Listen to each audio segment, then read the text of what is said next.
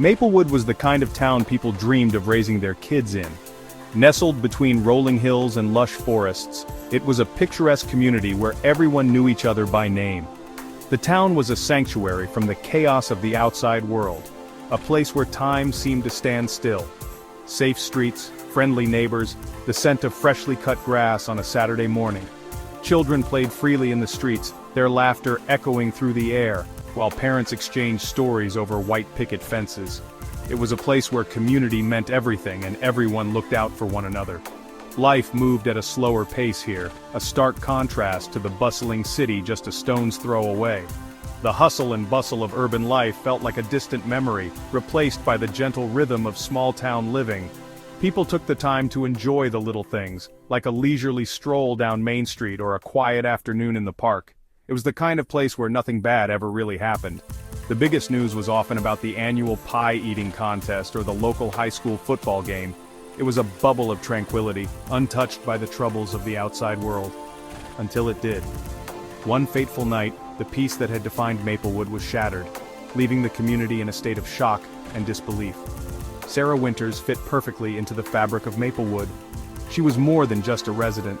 She was a beloved member of the community, known for her warmth and generosity. A devoted wife, a loving mother of two, her life revolved around her family and her small bakery on Main Street.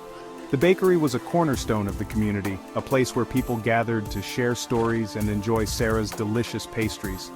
She was the kind of person who always had a smile and a kind word for everyone, someone who made you feel instantly at ease.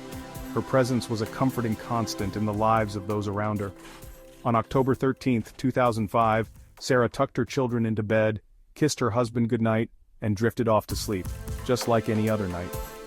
The day had been filled with the usual routines: baking, attending to customers, and spending time with her family.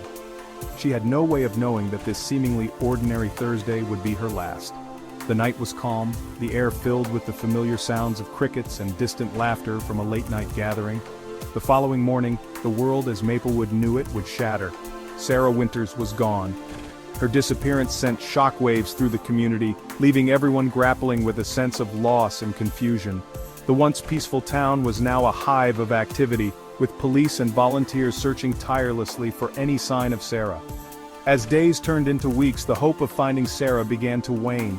The community that had once been defined by its tranquility was now marked by a collective grief. Candlelight vigils were held and ribbons were tied around trees in a show of solidarity and hope. The search for Sarah brought the community even closer together. Neighbors who had only exchanged pleasantries before now leaned on each other for support. The sense of unity that had always been a hallmark of Maplewood was now more palpable than ever. Despite the darkness that had descended upon the town, the spirit of Maplewood remained unbroken. The community's resilience was a testament to the strength of the bonds that held it together. They refused to let fear and uncertainty define them. In the end, Maplewood was more than just a town. It was a family. And like any family, they faced their challenges together with unwavering support and love for one another. The story of Sarah Winters was a tragic chapter in their history, but it also highlighted the enduring spirit of a community that refused to be broken. Maplewood would never be the same, but the lessons learned and the strength gained from this ordeal would forever be a part of its legacy. The town continued to move forward, carrying the memory of Sarah Winters in their hearts, a reminder of the fragility of peace and the power of community. October 14, 2005 began like any other autumn day in Maplewood. The small town was known for its picturesque streets lined with trees that turned brilliant shades of red, orange, and yellow during the fall. The air was crisp, and the scent of fallen leaves filled the atmosphere. The sun rose, casting a golden glow on the changing leaves. It was a scene straight out of a postcard, the kind of morning that made you want to take a deep breath and savor the beauty of nature. But as the morning wore on, a sense of unease began to settle over the Winters' home. The house, usually filled with the sounds of morning routines, was eerily quiet. Sarah was nowhere to be found. Her side of the bed was cold, as if she had been gone for hours. Her husband David had woken up to an empty bed. He reached out, expecting to find her beside him, but his hand met only the cool sheets. He'd assumed she was already downstairs, preparing breakfast as she always did. The smell of coffee and the sound of the radio were usually the first things to greet him in the morning. But the kitchen was empty, the coffee maker untouched. The silence was deafening, and a chill ran down his spine. A knot of worry tightened in David's stomach. He tried to shake off the feeling, telling himself that there must be a simple explanation.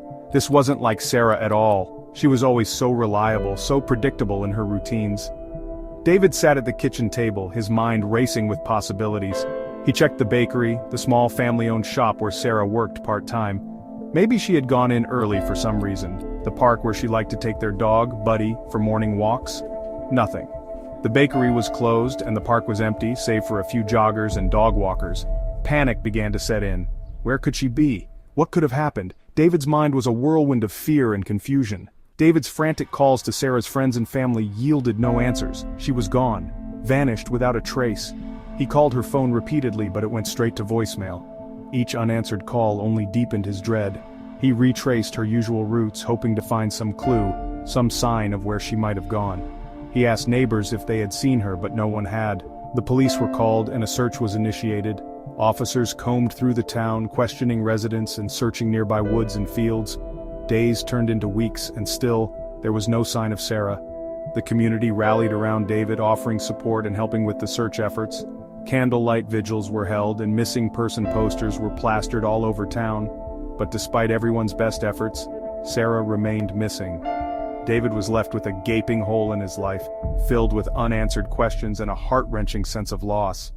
The once vibrant and lively home was now a place of sorrow and uncertainty. As the days passed, hope began to wane. The vibrant autumn colors that once brought joy now seemed to mock his despair. The town of Maplewood would never be the same. The news of Sarah's disappearance spread through Maplewood like wildfire, igniting a wave of panic and concern among its residents. The small town, known for its close-knit community and peaceful atmosphere, was suddenly thrust into the national spotlight, leaving a trail of shock and disbelief in its wake.